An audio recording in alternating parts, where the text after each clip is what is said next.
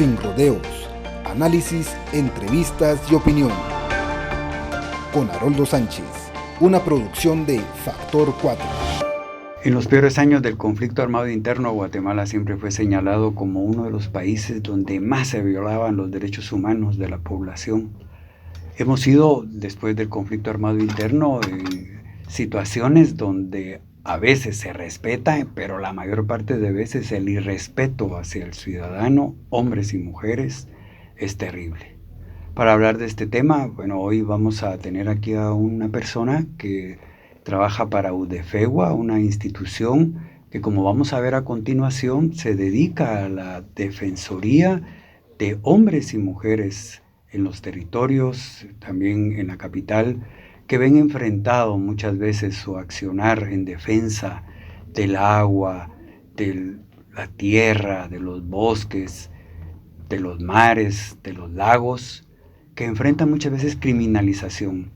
Esta charla nos va a permitir conocer, yo digo, un poco más sobre estos temas para que sepamos dónde está Guatemala ubicada el día de hoy, porque la Comisión Interamericana de Derechos Humanos de nuevo pone a Guatemala en la lista negra de países que no respetan los derechos humanos de la población. Pero para hablar de este tema, pues me acompaña Jorge Santos. Él es el coordinador general de la Unidad de Protección a Defensoras y Defensores de Derechos Humanos de Guatemala, UDEFEGUA. Jorge, gracias por aceptar esta entrevista. Yo quisiera que empezáramos, si nos podría hablar un poco sobre lo que es esta organización y que tanto trabajo ha tenido en Guatemala. Primero, muchas gracias por la invitación al programa. Nos parece muy importante que este tipo de foros se sigan manteniendo, más aún como describes, Haroldo, en un escenario cada vez más autoritario y de cierre de espacios en donde la gente pueda conversar, dialogar y pues inclusive reclamar sus derechos fundamentales. La Unidad de Protección a Defensoras y Defensores de Derechos Humanos de Guatemala, UDEFEGUA, es una organización de 22 años. Nace en el año 2000. Nace como una iniciativa del Movimiento Nacional de Derechos Humanos de aquel entonces, que articulaba organizaciones de derechos humanos.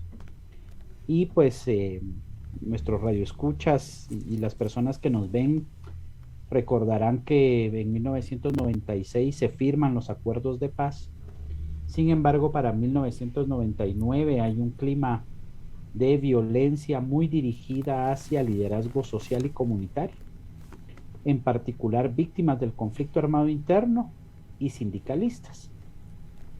Entonces, un poco las organizaciones de derechos humanos lo que pretenden es generar un mecanismo que les permita conocer el fenómeno y, a partir del conocimiento del fenómeno en contra de personas defensoras de derechos humanos, idear, ¿verdad?, una serie de condiciones y de acciones que permitieran reducir ese clima de violencia y agresión en contra de quienes se dedican a la defensa de los derechos humanos. De manera paralela, en el sistema de las Naciones Unidas se está dando la gran discusión sobre la Declaración Universal de Defensoras y Defensores de Derechos Humanos. Esta declaración tiene un nombre mucho más largo, es bastante largo el nombre, pero se resume como Declaración de Defensores de Derechos Humanos, que establece el derecho humano a defender derechos. Y es precisamente en el año 2000 cuando en la Asamblea General de las Naciones Unidas se va a firmar por parte de los Estados miembros esta importante declaración. Entonces, desde el año 2000 hasta la presente fecha, la UDEFEGUA lleva un registro de agresiones en contra de personas, organizaciones y comunidades defensoras de derechos humanos. Este registro tiene un proceso metodológico de investigación que permite inferir si la agresión o la violencia en contra de una persona defensora de derechos humanos es el resultado de su lucha por la promoción o defensa de cualquier derecho humano o libertad fundamental. Y a partir de ese registro, pues el diseño de una serie de medidas de protección que le permita a la persona seguir, digamos, defendiendo el derecho humano que defiende. Ese es el propósito central, ¿verdad? Es generar capacidades en las personas, en las organizaciones y en las comunidades de defensa para que sean capaces de gestionar y autogestionar su propia protección. Jorge, ¿qué balance se puede hacer en relación al respeto a los derechos humanos en estos 22 años que tiene UDFEWA?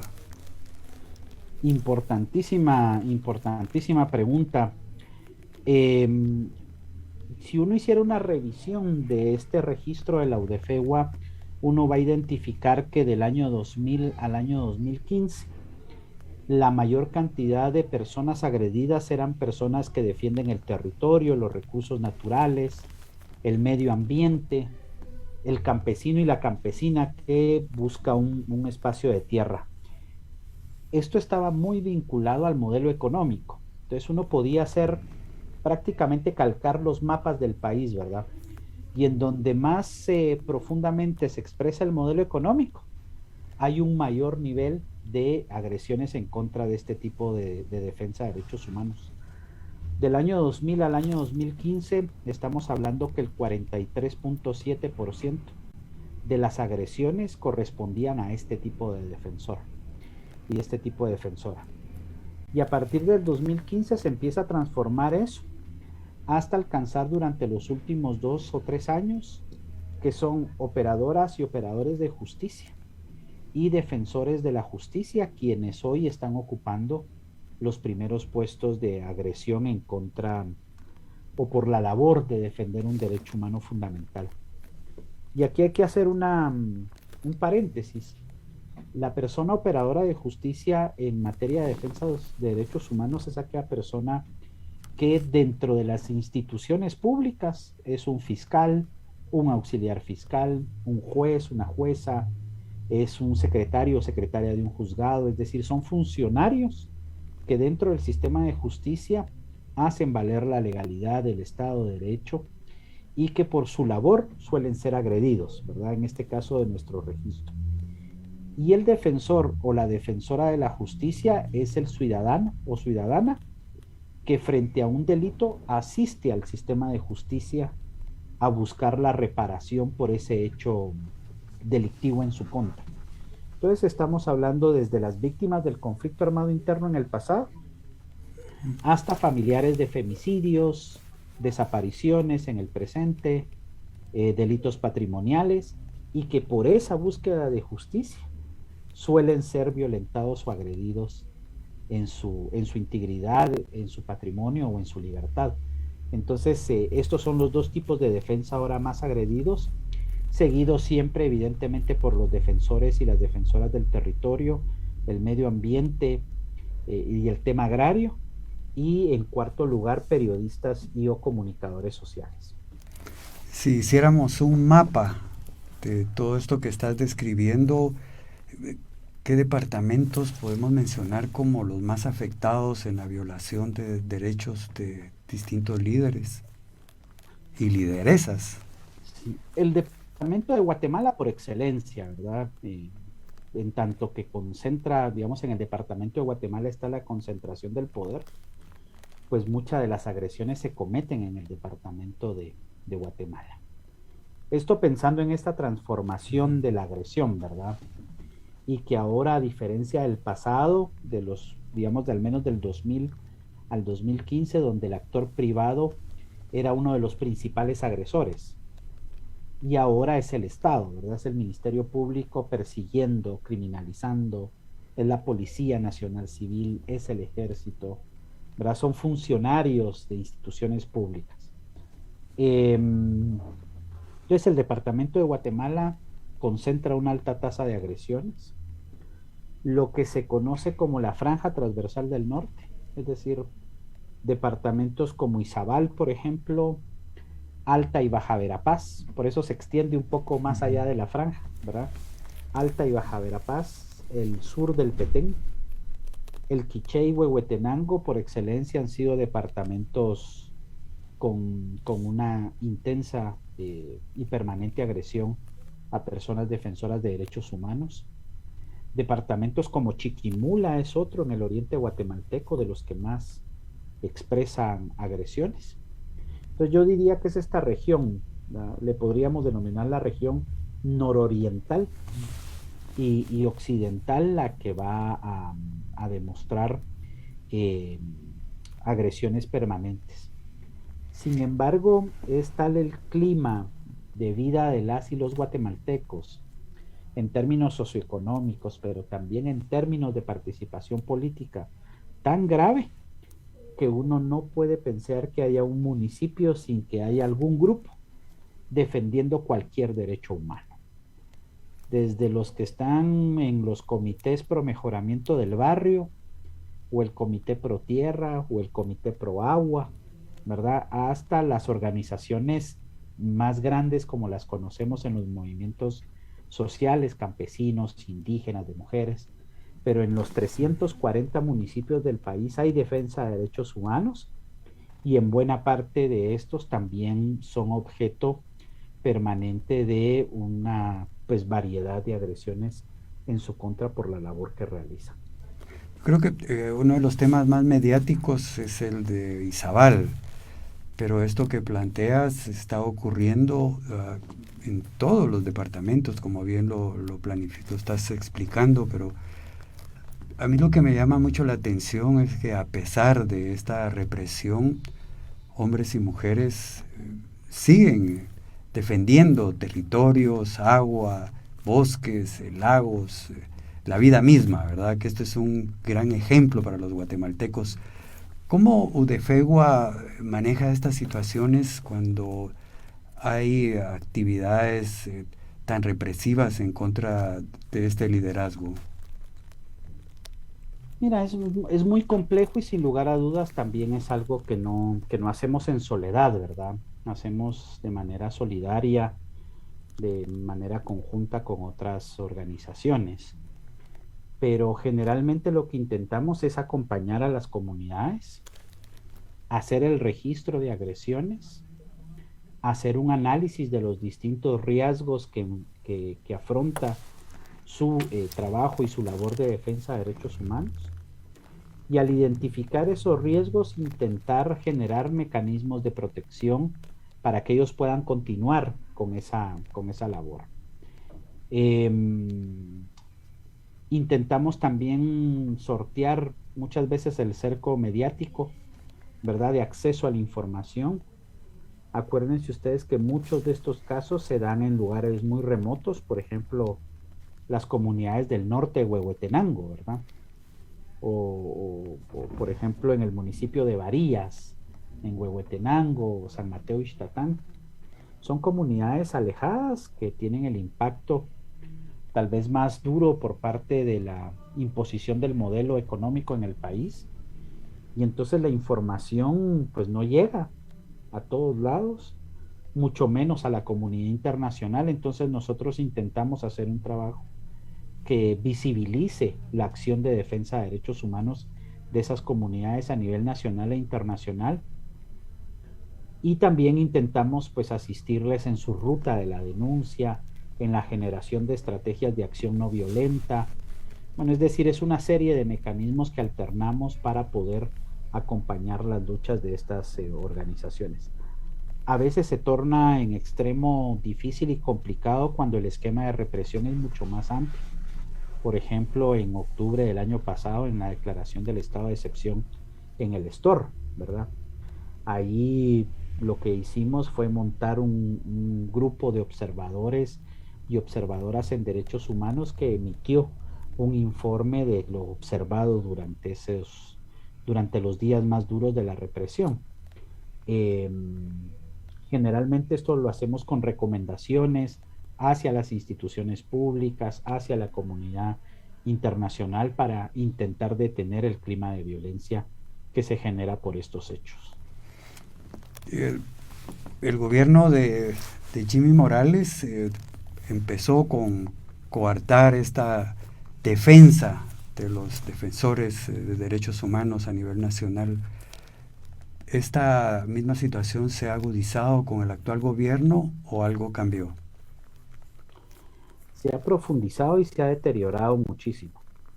Eh, los números, digamos, nosotros cuando analizamos toda la tendencia de los 22 años, sí podemos establecer que hay un incremento importante a partir del año 2011, particularmente en este tipo de agresión conocido como la difamación.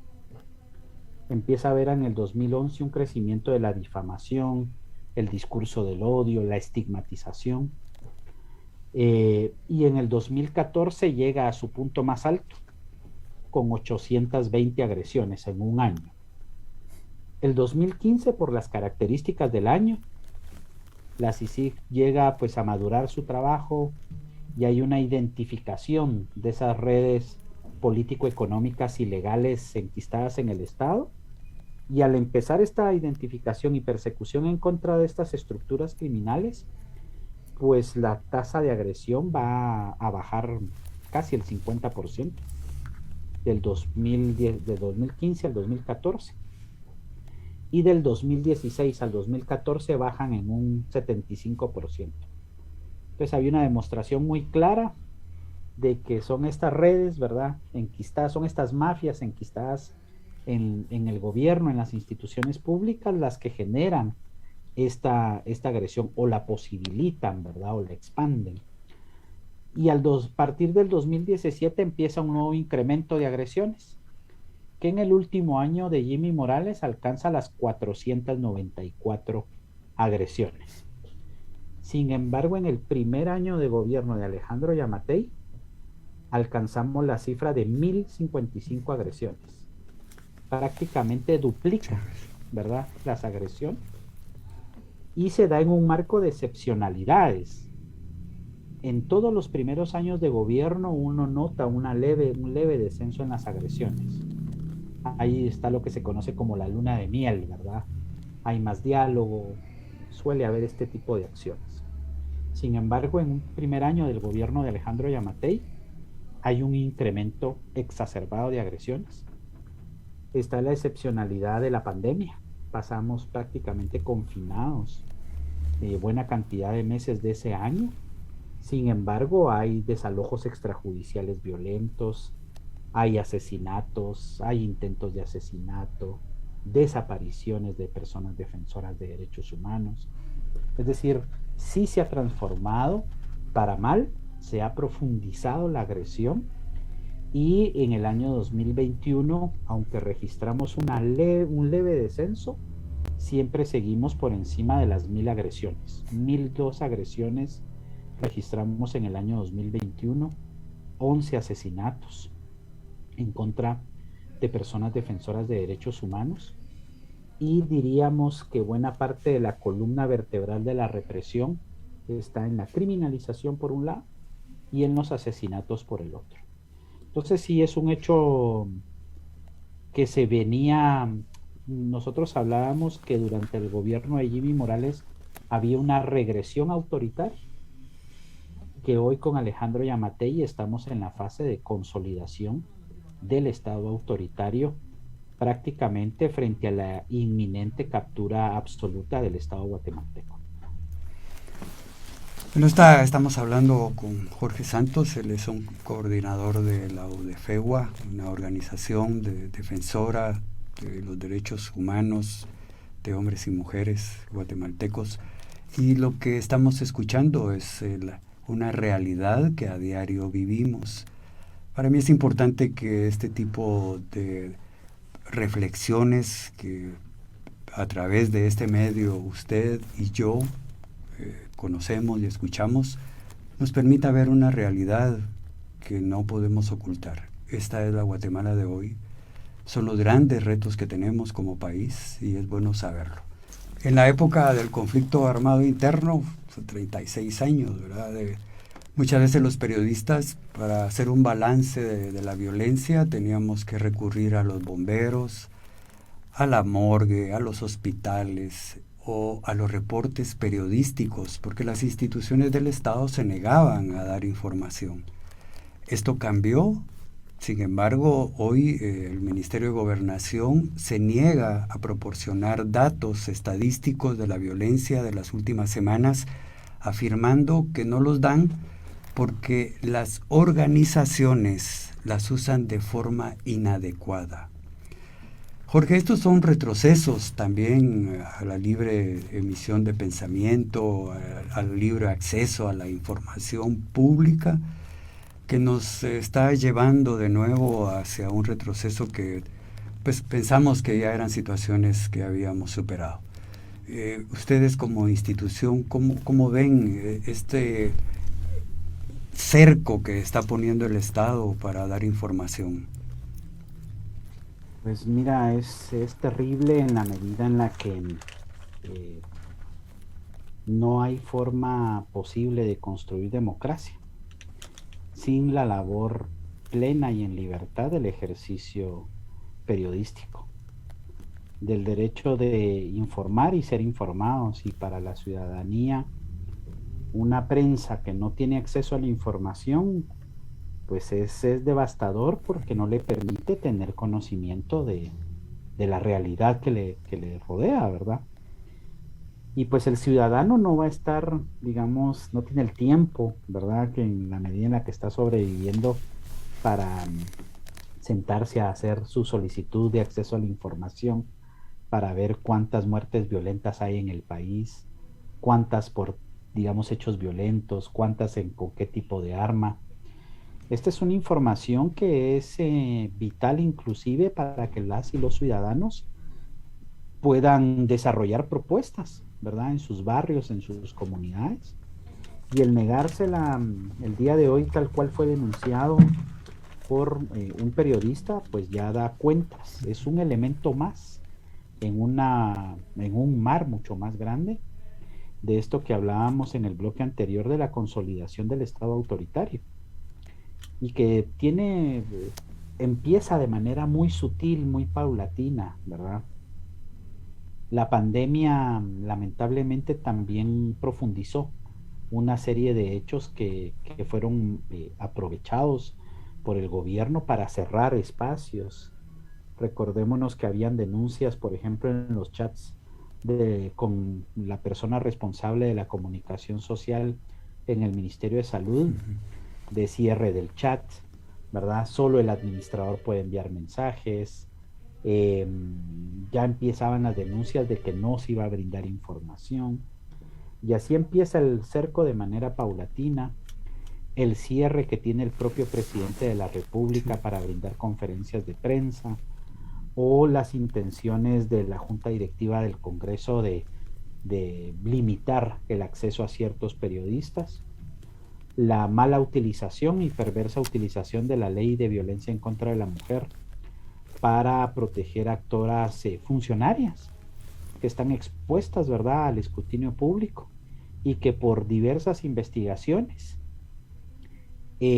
periodísticas que dan cuenta de actos de corrupción, pues varios periodistas y medios están siendo perjudicados, ¿verdad? El caso, por ejemplo, de Sony Figueroa, Marvin del Cid, es un caso en ese sentido. El caso del periódico, ¿verdad? Y de tanto su presidente como de otros dos importantes periodistas. Es decir,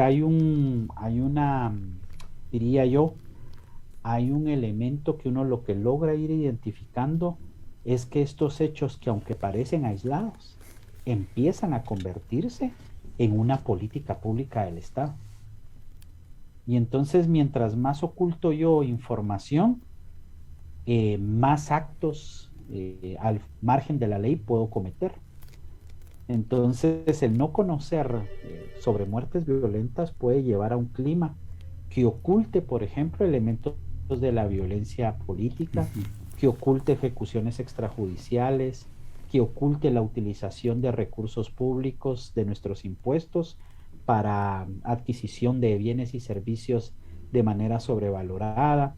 Es decir, ahí hay un trasfondo muy peligroso y muy delicado que estos funcionarios públicos están sometiendo a la población cada vez, día a día, a estos elementos de autoritarismo que al abrir los medios de comunicación uno todos los días los empieza a ver.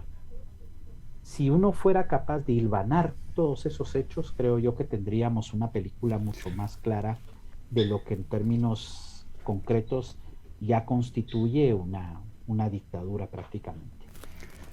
Jorge, ¿podrías explicarle a nuestras audiencias por qué es importante el defender los derechos humanos?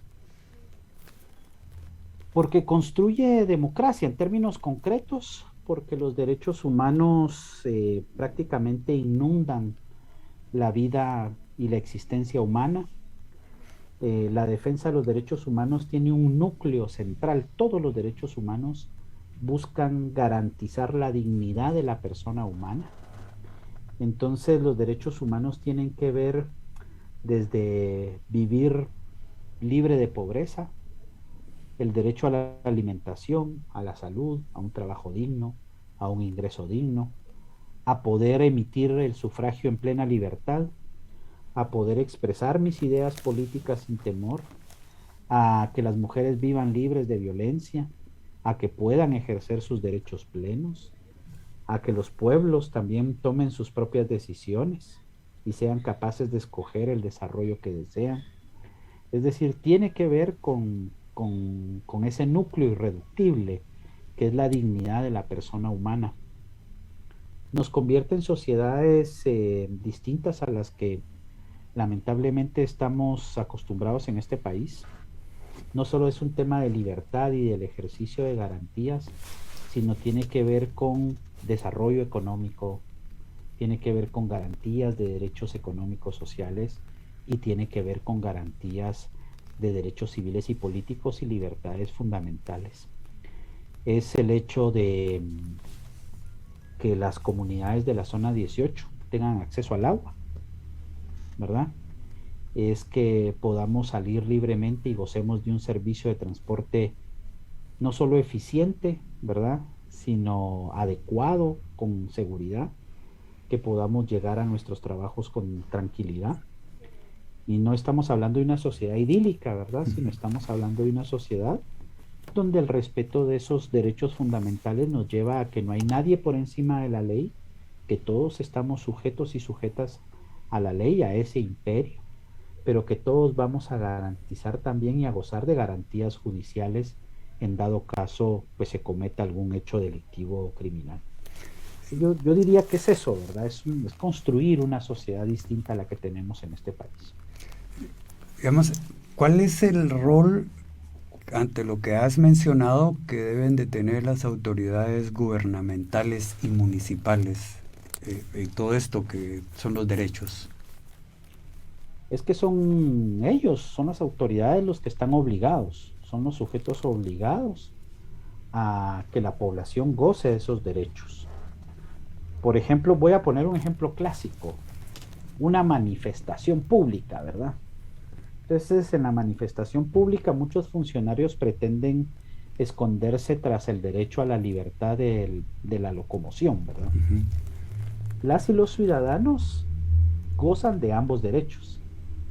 El que está obligado a garantizar ambos derechos, aún en el marco de una manifestación, es el Estado. Por eso uno informa a la autoridad de que se va a movilizar un día y establece la ruta por la que se va a movilizar para que las autoridades garanticen la libertad de locomoción por otras vías. Entonces, es decir, es el Estado el sujeto obligado a garantizar esos derechos fundamentales. No es posible que, por ejemplo, muchas de las obligaciones del Estado sean asumidas por la ciudadanía. Y qué bueno que este pueblo es en extremo solidario, porque si no, mucha gente estaría en indefensión absoluta. Solo pensemos en dos eventos catastróficos grandes. Pensemos en la pandemia y cómo la ciudadanía guatemalteca se volcó a pues atender a las personas, las banderas blancas, cómo vimos el florecimiento de un restaurante bar en la zona 1 donde hacían largas colas para recibir un plato de almuerzo. Esas son obligaciones que les corresponden al Estado, no a la ciudadanía.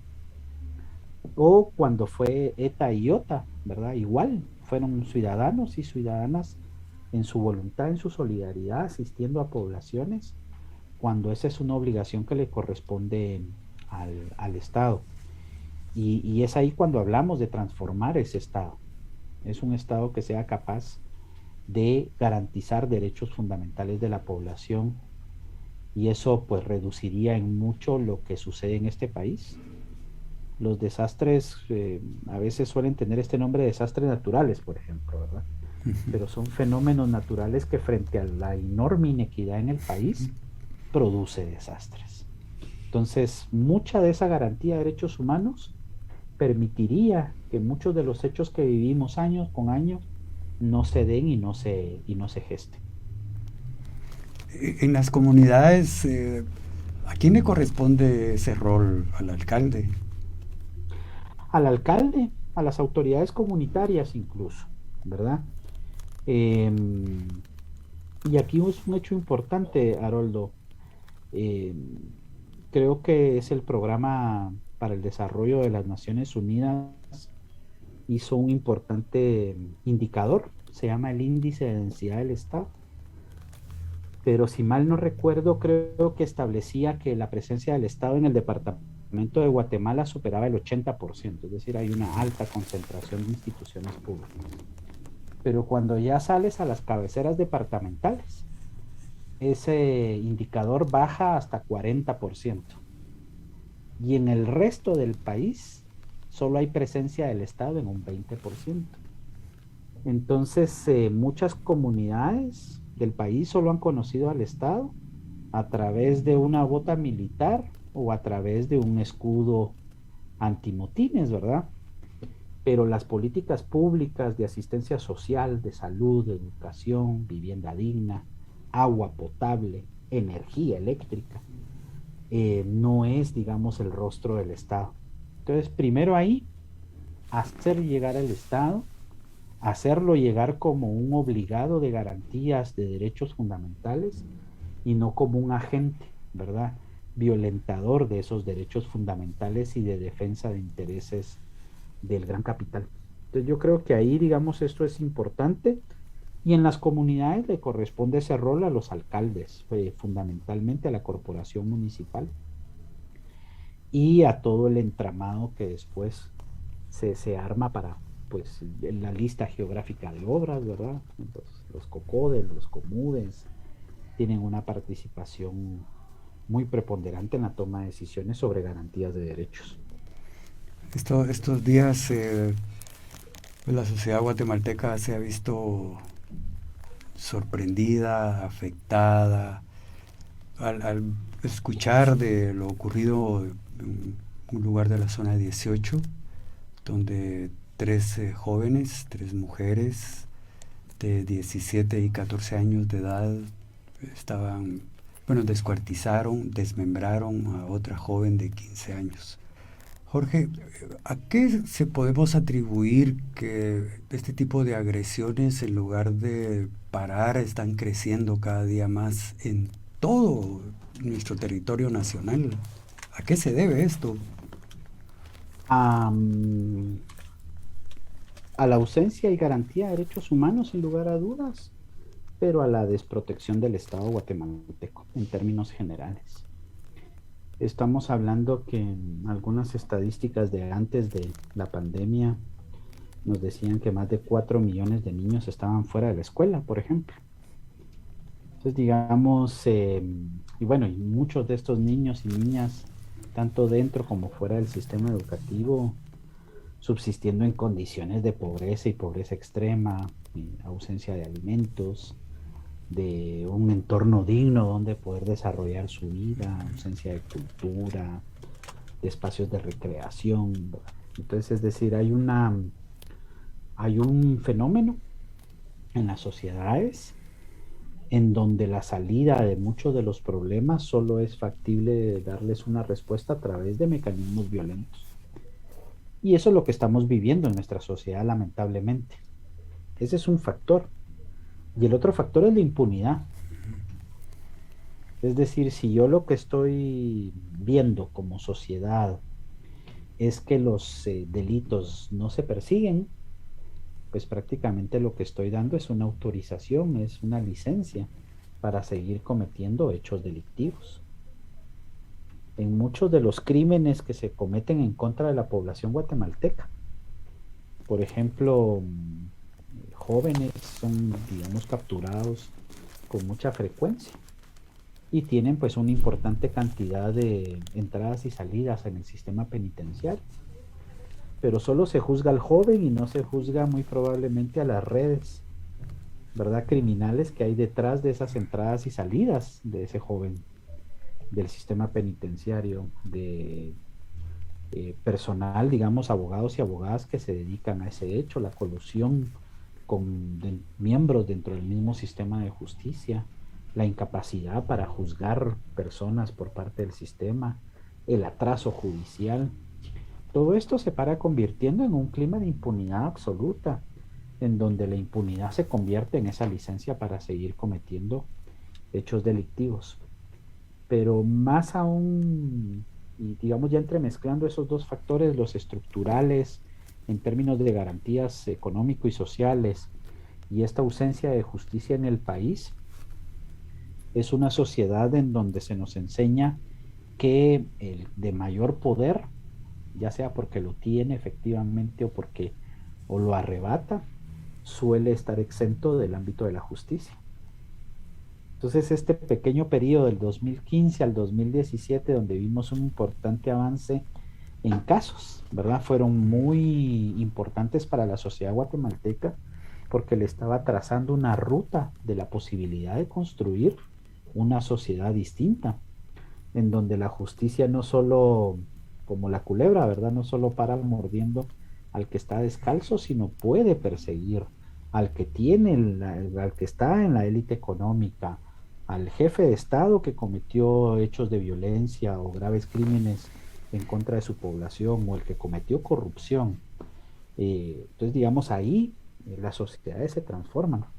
Pero en tanto eso no ocurra, creo yo que estos hechos de violencia se pueden llegar a profundizar porque hay una sensación de no resolución de problemas tan cotidianos como el comer, hasta los grandes problemas como la impunidad. Siento que puedo ser capaz de evadir la justicia si soy lo suficientemente inteligente para evadirla, ¿verdad? Entonces ahí hay una condición, creo yo, que es importante de notar en este tipo de hechos.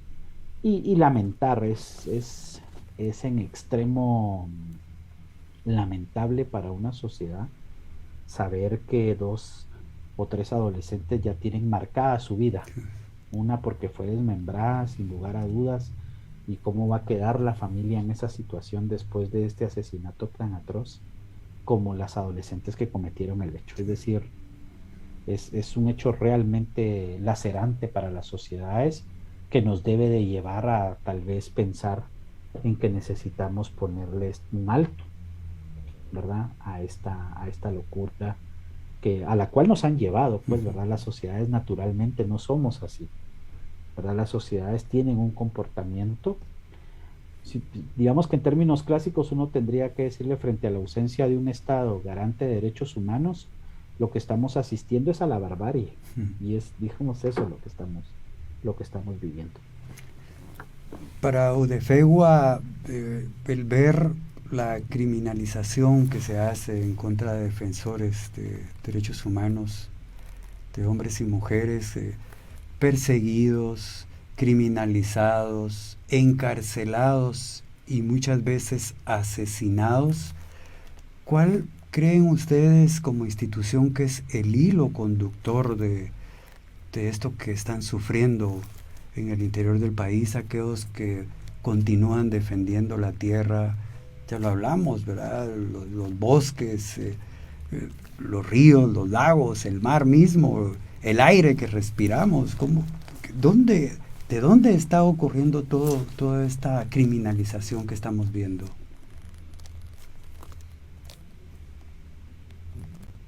Yo creo que eso es un fenómeno que incluso está, pues, muy estudiado. Es un estado que fue formulado ¿verdad? O tiene sus cimientos en factores de carácter estructural que no le permiten su desarrollo. Y a una élite económica muy rapaz. O sea, digamos, en términos sencillos, es eso. Y entonces construyó un estado en donde la concentración extrema de la riqueza es un factor.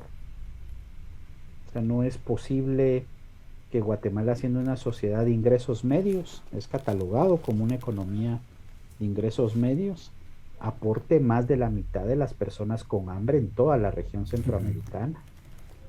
O el artículo que leímos ayer sobre desnutrición, el nuevo informe mundial, pues es que da pena, ¿verdad? Somos un país que produce ingresos suficientes como para tener a su población en otras condiciones. Entonces es un estado que fue construido para concentrar la riqueza. Entonces es una máquina de producción de pobres. Tiene otra columna vertebral o cimiento, que es el racismo, como una ideología, ¿verdad?, terrible, particularmente que afecta a las poblaciones indígenas y que tiene un fundamento claramente económico, ¿verdad?, pero sobre la cual se ha montado el Estado guatemalteco. El tercer pilar es la discriminación y el último pilar es la violencia. La violencia es consustancial al Estado guatemalteco. Y entonces es a partir de ahí, ¿verdad?, que Guatemala ha tenido pocos periodos en su vida republicana, si uno quisiera solo irse a la república, con pocos periodos en donde hay ausencia de conflicto. ¿Por qué? Porque... Ajá, sí, perdón. por favor. Porque al final de cuentas creo yo que las élites entienden que el único mecanismo del ejercicio de poder es a través de la violencia. Durante el conflicto armado interno lo demostraron con el peor rostro, que es el rostro del genocidio. Y hoy están, pareciera, dispuestos a ejercer niveles de violencia pues similares a los del conflicto, ¿verdad? Lo vemos en en el clima de desalojos en el país. Son rasgos características de esa condición. El que una persona de una fundación de la extrema derecha salga diciendo que hay que matar civilmente a los defensores y defensores de derechos humanos da cuenta de esa enfermedad, ¿verdad?, a la cual pues mantienen, y esa es lamentablemente la condición.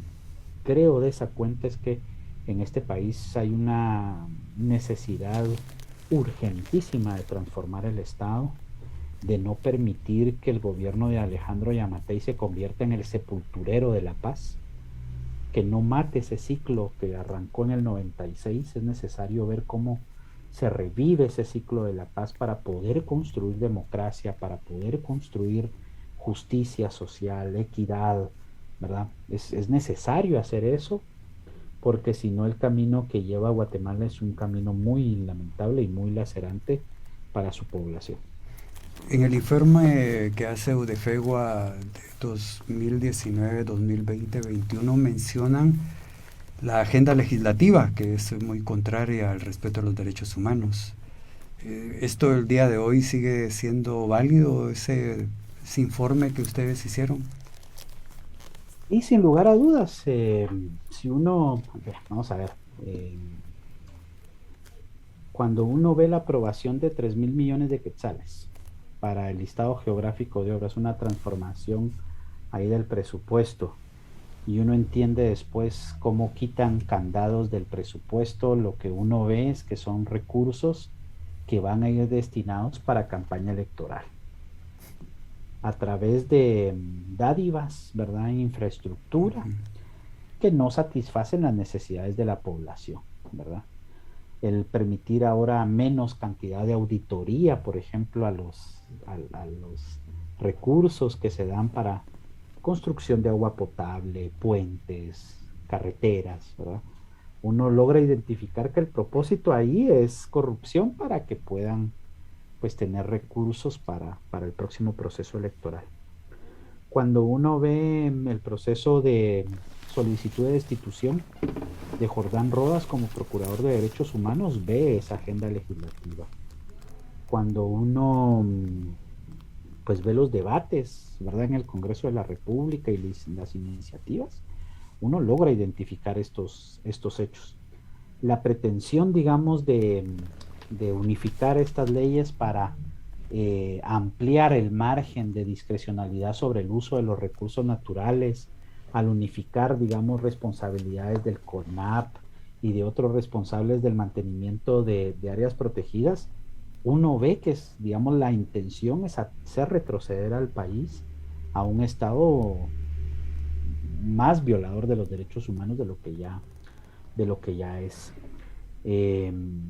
Recordémonos que las manifestaciones de noviembre del 2020 se originaron por la falta de atención a las poblaciones afectadas, mientras los diputados se recetaban pues pago de teléfono, gasolina, alimentación. Entonces, digamos, esas asimetrías dan cuenta de ese hecho. Y en garantías de los derechos de las mujeres o de otras poblaciones es aún mucho más fuerte, ¿verdad? Ahí la agenda está mucho más marcada. Jorge, ya para concluir, si una persona en los territorios o acá en la capital necesita de UDEFEGUA, ¿cuál es el procedimiento para que puedan ser atendidos por ustedes? Hay pues vías, digamos ahora, pues ampliamente conocidas como las redes sociales, ¿verdad? En Facebook, en Twitter o en Instagram nos encuentran como UDEFEGUA. Ahí con muchísimo gusto podemos atenderles. La otra vía es a través de una llamada telefónica, ¿verdad? A los teléfonos 2232-9154 y 2232-3066. Es la otra vía. Y generalmente, si no, a través de organizaciones sociales en territorio que nos conocen, suelen a veces establecer contactos para poder nosotros conocer de sus denuncias y hacer el acompañamiento respectivo. Jorge, muchísimas gracias. Creo que toda esa experiencia acumulada después de 22 años de estar trabajando por y para los guatemaltecos, UDEFEGUA es ahí una institución que está al servicio de quien lo necesite. Te agradezco mucho el tiempo y sobre todo la franqueza con la que se ha abordado este tema del respeto a los derechos humanos. Muchas gracias. A ustedes por la entrevista. Buen día. Y bueno, a ustedes en casa, como siempre, agradezco la oportunidad que nos dan de que podamos llevar estos temas que son importantes. Creo que a veces aceptamos como normal el que se nos irrespete. Aceptamos como normal el que las autoridades locales, departamentales, nos vean como ciudadanos que solo importamos para emitir el voto, cuando tenemos derecho a una vida digna, donde tengamos acceso al agua potable, a la salud, a la vivienda, al trabajo, a las oportunidades, y que no estemos viendo cómo nuestros jóvenes la única oportunidad que tienen de sobrevivir es viajar y enfrentarse a los peligros de una migración no controlada, no autorizada, donde los coyotes se hacen millonarios a costa del sufrimiento de muchísimos guatemaltecos. Pero la próxima semana habrá otro tema que también es de interés para ustedes. Mientras tanto, agradezco como siempre la oportunidad que nos dan de que podamos estar en sus hogares. Que estén bien y hasta la próxima semana.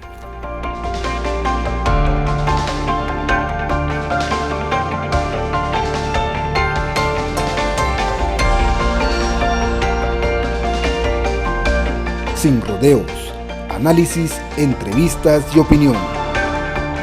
Con Haroldo Sánchez, una producción de Factor 4.